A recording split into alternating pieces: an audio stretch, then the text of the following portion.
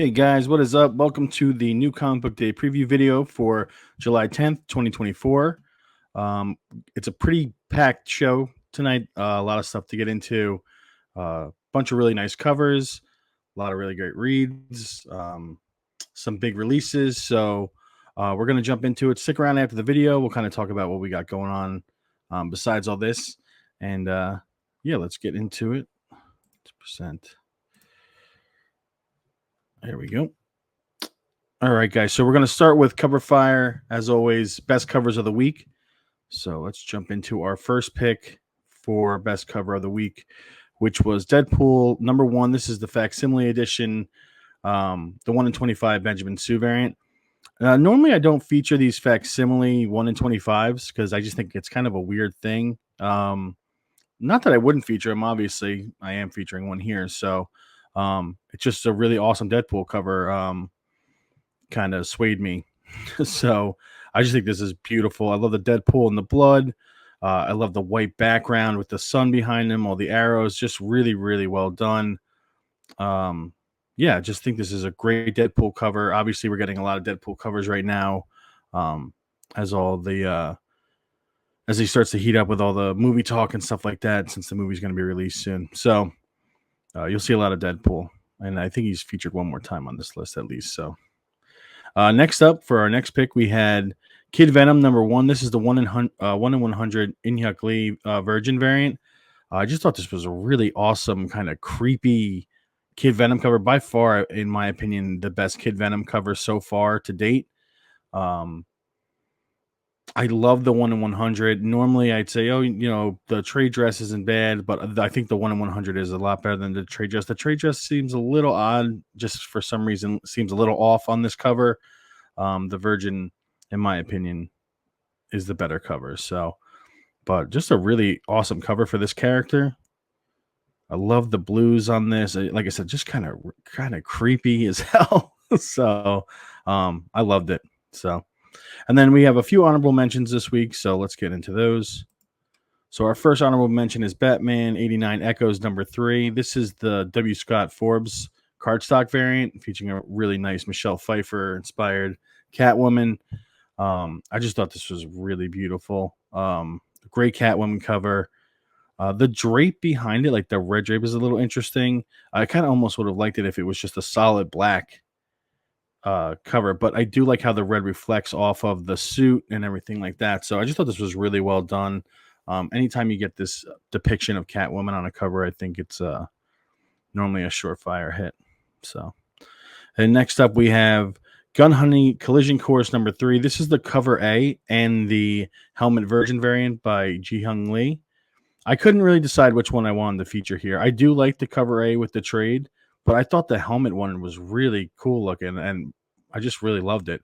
So I wanted to feature that as well. So we just threw them both on the same slide because I thought it was something worth featuring. But Gun Honey, you're going to get some really great covers with the Gun Honey series and stuff like that. I think people know that. But the cover A's have been great. So just something to look out for. And like I said, I really love the helmet variant. So it's badass, but it does kind of hide the character a little bit. So might be something I pick up as a set, but we'll see. And then next up we have Green Lantern 13. This is the 125 Chuma Hill cardstock variant. I just thought this was a great Green Lantern. I'm not reading Green Lantern, but every once in a while, one of the covers for this series catches my eye, and this one definitely did. The coloring is great on this. I like kind of like that light yellow ish and like even the light green. Just think it's like something a little different from the Green Lantern. It's not that normal Kelly green that you're used to seeing with Green Lantern.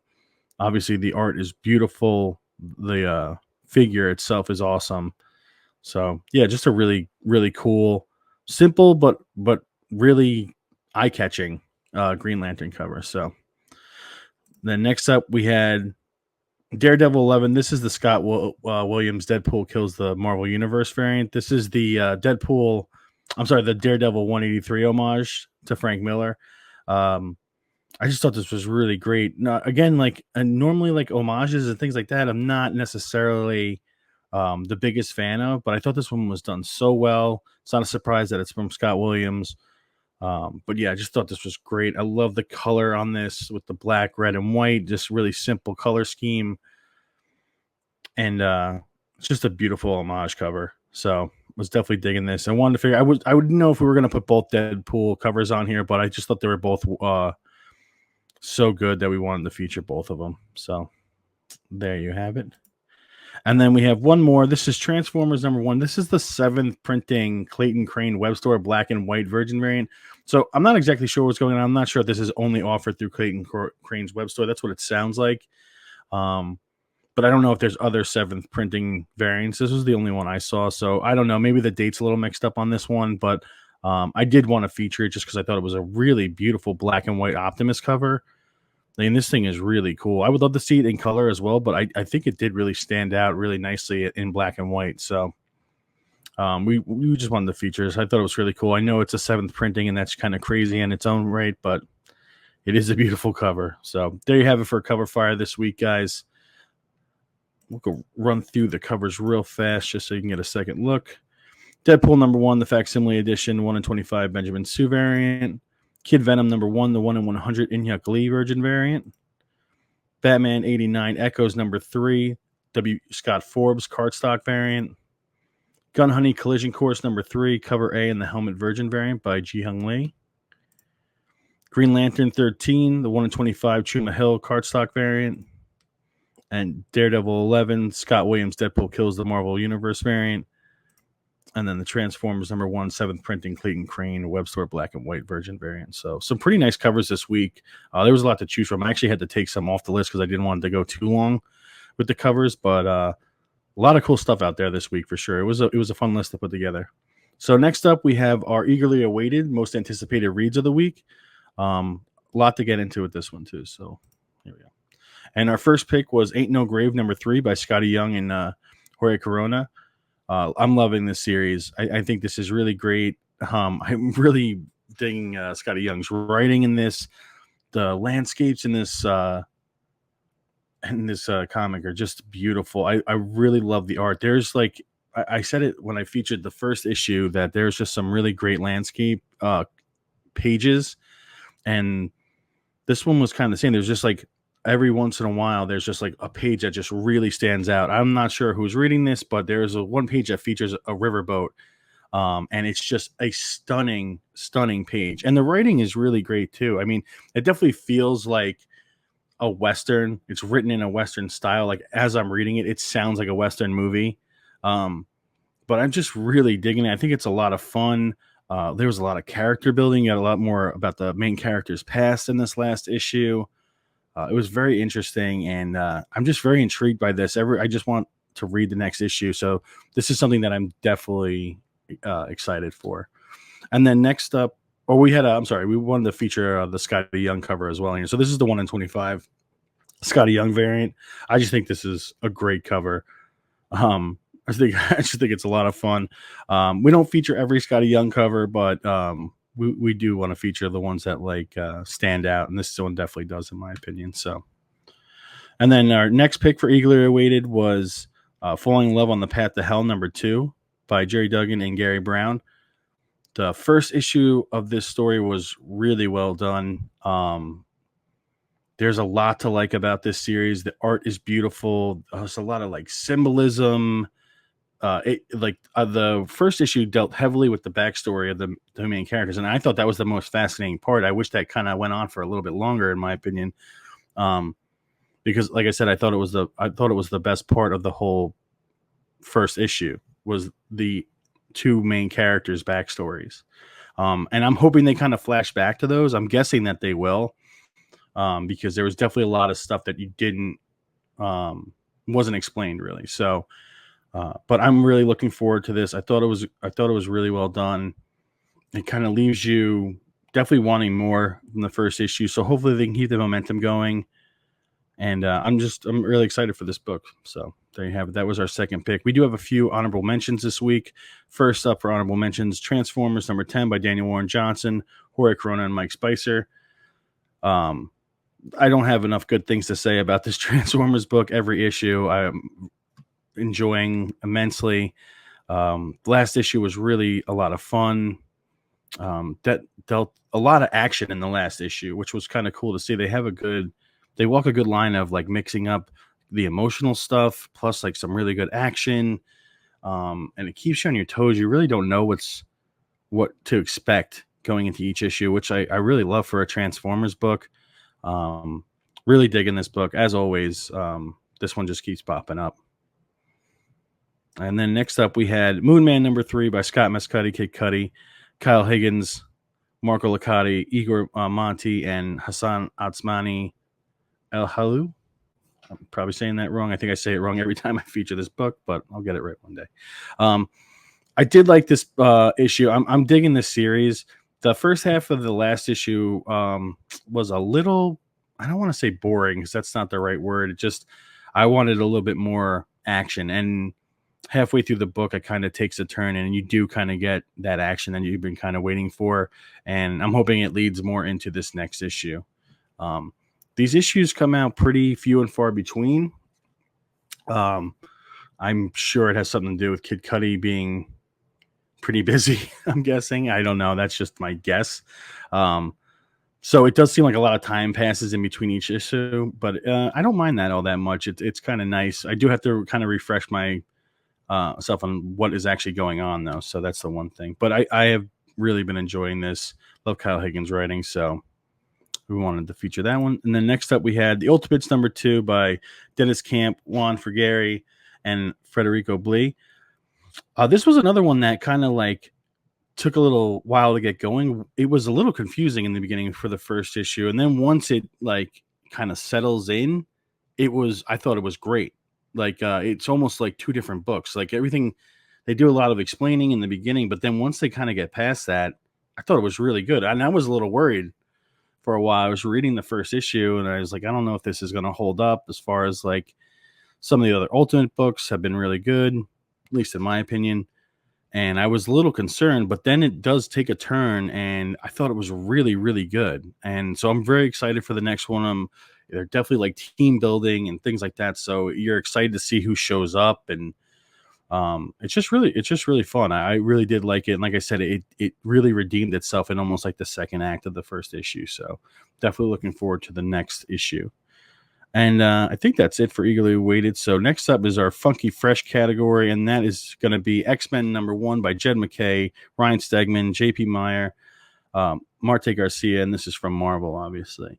I don't think this is a surprise pick from anyone. New X-Men relaunch.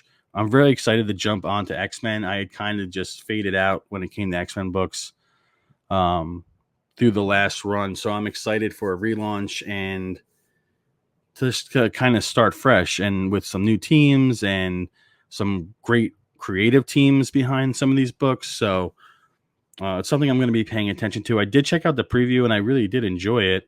So I got high hopes for this book. So we'll see what happens. But yeah, I'm very excited about it. We did feature a cover, and I don't think it's a surprise to anyone which cover we'd be featuring. It is the 1/100 J. Scott Campbell Psylocke Virgin variant. This is an amazing J. Scott Campbell cover.